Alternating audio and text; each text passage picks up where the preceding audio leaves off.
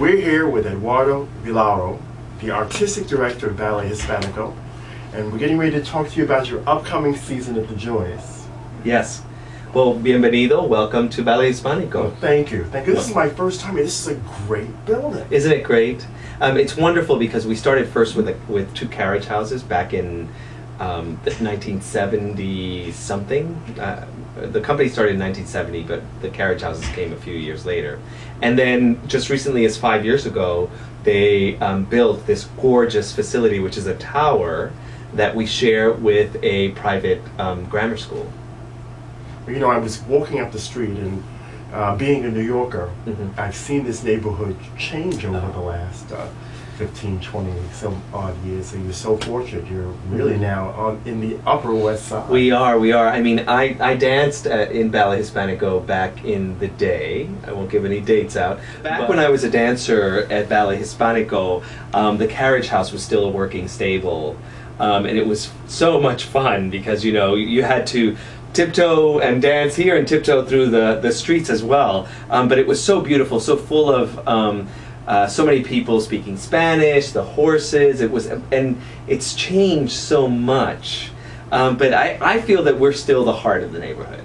Well, we have a program that has three different class programs. We have a young program from age 2 to 5, then from 5 on they could go to open classes. We have a pre-professional program, and then finally we have, you know, open classes for adults as well. So it's really a broad age level that we provide services for. You know, you're originally from Cuba. I am. I was born in Cuba and raised here in the Bronx. When you began to perform, you performed at the Ballet Hispanico. Yes. This was my first professional company. And you had the pleasure of dancing with Vicente Nebrada, one of his works. Yes, a few of his works. And I also, he created a few things on me for his, I don't want to say that, during his time here, he did a lot of new works that can only be seen in Ballet Hispanico. And a lot of them were created on us. I have quite a few. I mean, from Batucada Fantástica to Group Portrait of a Lady, to things that were never seen in Venezuela or beyond because they were a few of his final works for the company. El Baquide, a lot of work of his.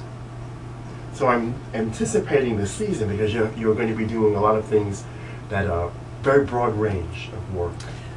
Yes, a really nice broad range of work. But I think that is very distinct to Ballet Hispanico. I mean, I think our founder, Tina Ramirez, was always interested in work that was dynamic and expressive because it connects to the Latino culture. And I'm interested in showing more of the diversity that's within the Latino culture, in particular the Latino culture in America.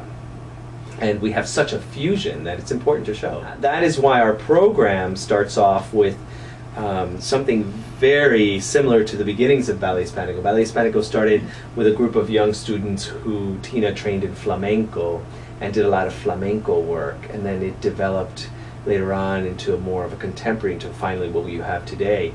And so I brought in Anabel Lopez Ochoa, who's doing a work titled Nube Blanco, which has elements of flamenco in it, and also develops into something very contemporary. It's a beautiful work, and it was, I commissioned it years ago, and now I'm bringing it to New York. And then it's followed by Ron K. Brown's work, Espíritu Vivo, and him and I really just discussed what are the elements that connect us, in particular the two diasporas, as in the Black and African American diaspora and the Latino diaspora. And so we have them. I mean, I'm from Cuba. We have West African movement in Cuba. Of course you do, and the music. And the music. Yes. I mean, and so, but you know, and I know, but there are people out there that still haven't been exposed to that. So how do we, as our vision, share that? And Ron K. Brown, and so he's developed this gorgeous work that is a journey. It's a human journey, human emotional journey that takes you through grief, into springtime, into joy, and rejuvenation. And then we have a work that I did, just premiered in December at the Apollo. Again, fusion. I mean, the Apollo not only was amazing for African American performers, but it was also for Latino performers. Tito Puente, Celia Cruz, Mango Santamaria. I mean, there's so many. And I wanted to pay tribute to an Latin American icon, because I wanted us to be forward-thinking.